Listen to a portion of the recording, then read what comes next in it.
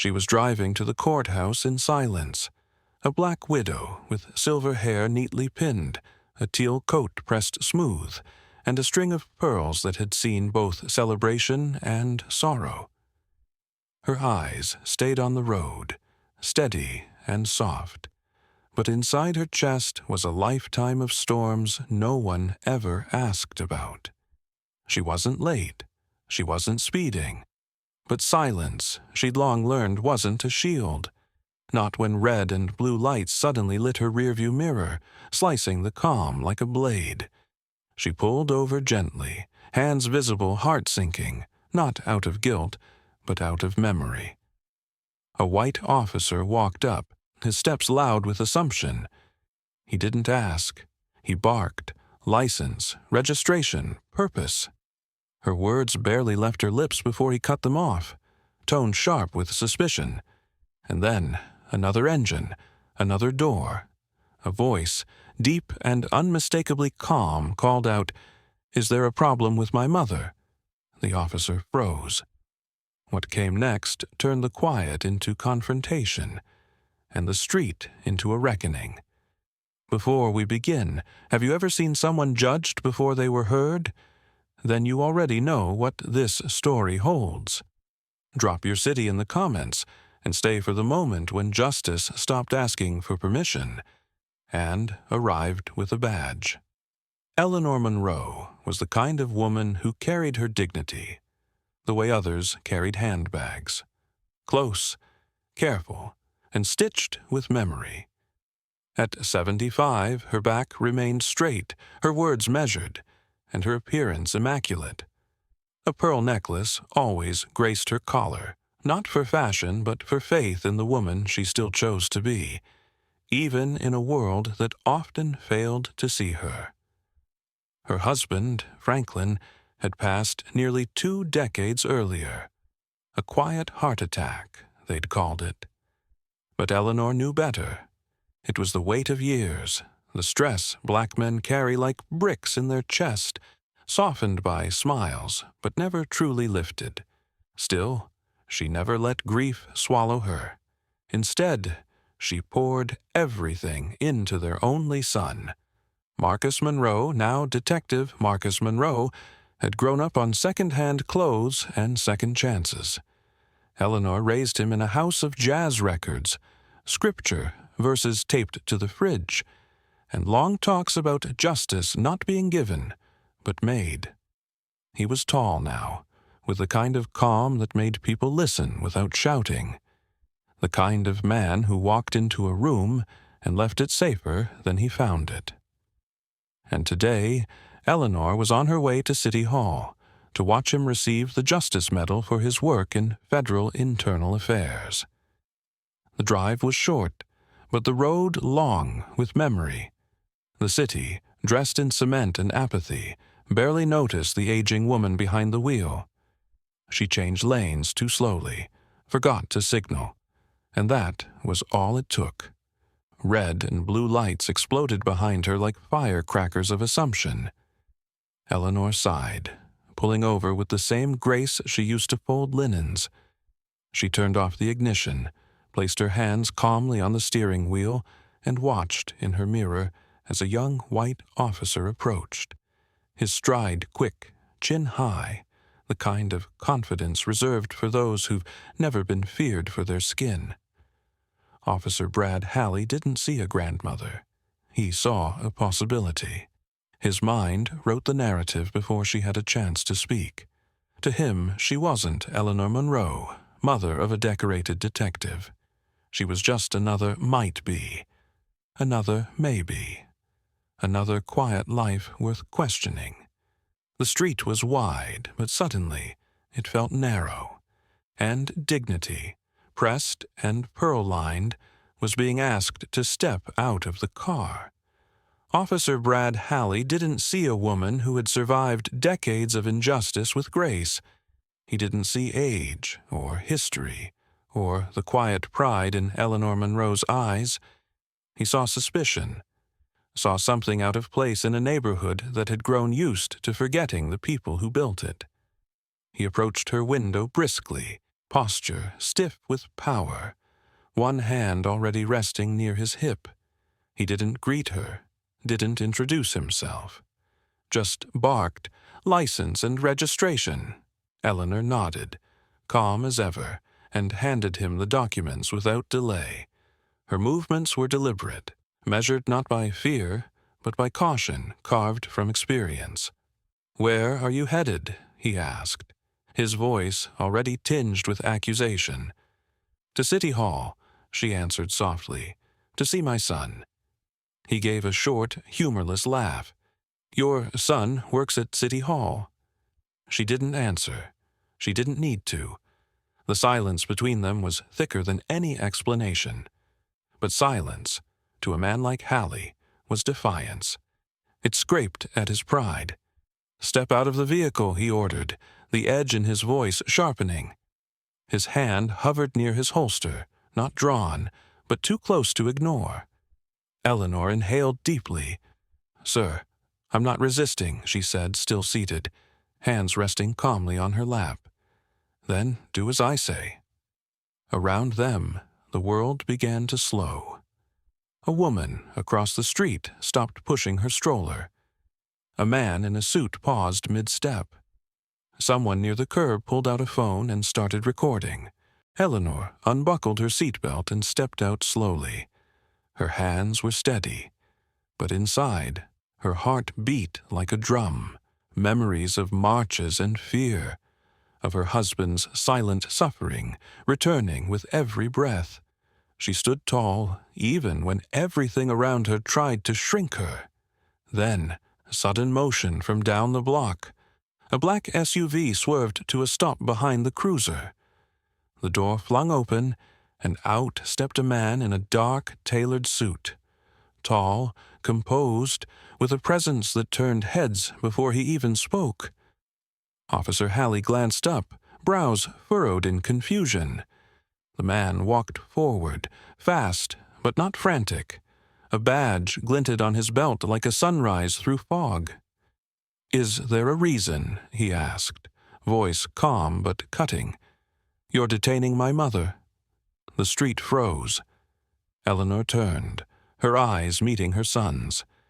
And for the first time since the lights flashed behind her, she exhaled, not in relief, but in quiet recognition that justice, this time, had arrived with her name on its badge. The air around them turned electric, like the seconds before a storm breaks.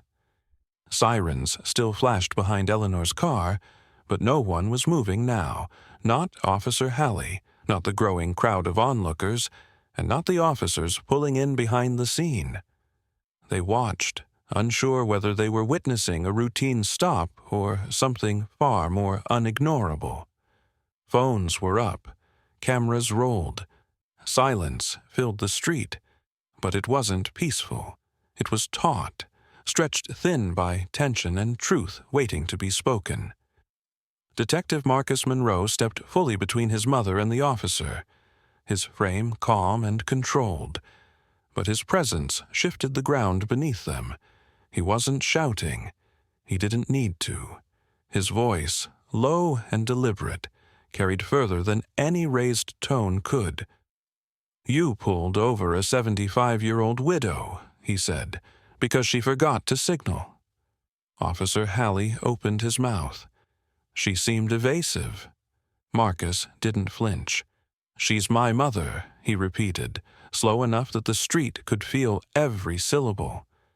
"And she doesn't owe you fear." Hallie's eyes flicked between Marcus and the badge clipped at his waist. It shimmered in the daylight. Detective First Class, Internal Affairs. A title that outranked not just his role, but his excuse. "Your conduct, your language, your escalation," Marcus continued, "are all under review, starting now." Hallie's posture faltered. His hands, once resting with swagger near his belt, now twitched at his sides. He didn't reach for anything. He didn't dare. More officers arrived, but none interfered. They formed a loose perimeter, unsure whether they were backup or witnesses. None stepped forward. The hierarchy had shifted, and so had the gaze of the crowd.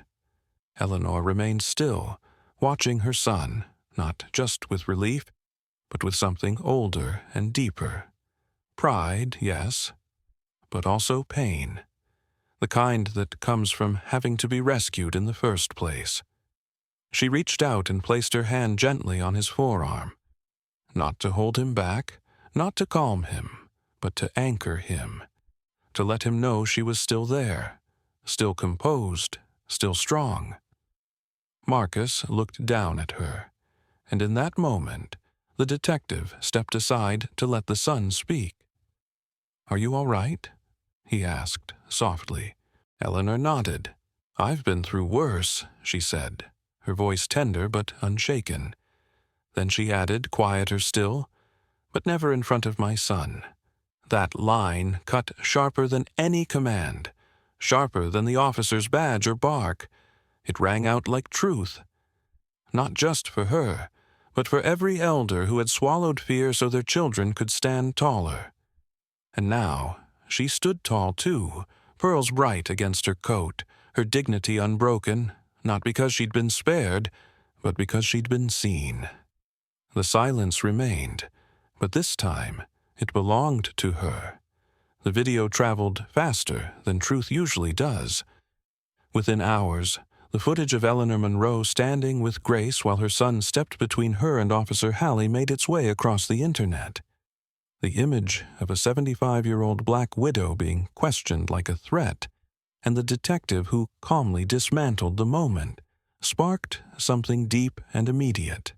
People didn't just watch, they responded. Community leaders called for accountability.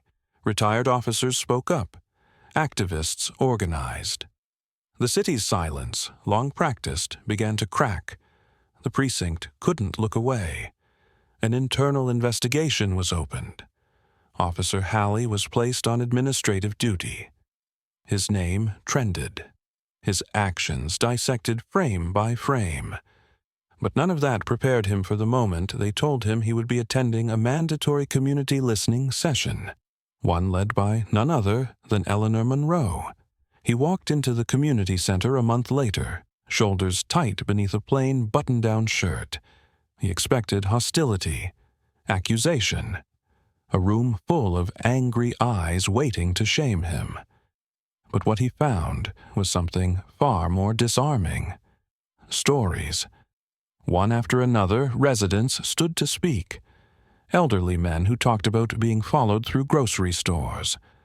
Mothers who taught their sons how to survive a traffic stop before they taught them how to shave. Former civil rights workers, teenagers, pastors. Pain poured out, not as rage, but as testimony. The kind Hallie had never heard, not in training, not in the academy, and certainly not on the street. And then Eleanor took the microphone. She stood without notes. She didn't need them. She stood the way she always had, unshaken, slow, full of quiet thunder. "You looked at me," she said, "and saw a problem, but all I was your elder, a woman who's lived through the marches, the fear, the funerals, and still finds it in her heart to show up and believe something better is possible." The room was silent. Officer Hallie didn't respond, couldn't, but something in him shifted. The arrogance he wore like armor cracked, not under attack, but under reflection. After the session, outside in the soft light of a cooling evening, he found Marcus standing near the sidewalk. There was no badge on display now. Just a man leaning against a car, watching the sun dip behind the skyline. Hallie approached, hesitant. "I didn't know she was your mother," he said, the words awkward, unsure of where to land. Marcus didn't look at him, not at first. But when he did, his eyes were calm, not cruel. "That's the problem," he said. "You shouldn't have to know who she is, to treat her like she matters." The words sat between them for a long time. Neither moved, but something in the stillness said enough. Justice hadn't screamed.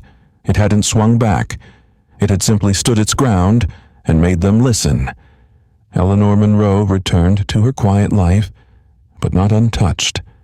The incident had carved something into the city's conscience, and into her own. She still walked to the market on Tuesdays, still clipped coupons and called Marcus every Sunday after church. But now, once a week, she stood in front of a room full of young cadets, a microphone in her hand, and the weight of generations in her voice. The program was called Front Seat Stories, and it invited elders from across the city to share their lived experiences with incoming police recruits. Stories that weren't in textbooks, stories that didn't come with graphs or bullet points, but with breath, pause, and memory. Marcus helped organize the sessions, never missing a single one. He sat quietly in the back, part son, part supporter, always watching her with the kind of pride that doesn't need to be spoken. Their bond, already strong, had deepened. Something unshakable had grown between them. She had always raised him to protect others. Now she was helping him teach others how to protect with humility. Officer Brad Halley, reassigned to the Community Engagement Unit, began showing up too. Not because he was forced, but because he needed to. The first time he came, he sat stiffly in the back, unsure if his presence would be tolerated. Eleanor saw him, acknowledged him with a simple nod, then began her story. And week after week, he returned, no badge on his chest, no pride in his posture, just a man trying to understand what he'd never been taught to see. In one session, after a soft and solemn testimony from a grandmother who had marched in Selma and been spat on by the same kind of uniform that Hallie now wore, Eleanor took the mic with a smile. Her pearls gleamed beneath the soft fluorescence, and her voice flowed slow and warm. "Respect," she said, "isn't something you offer up the ladder. It's something you pass down. You don't earn it by outranking someone.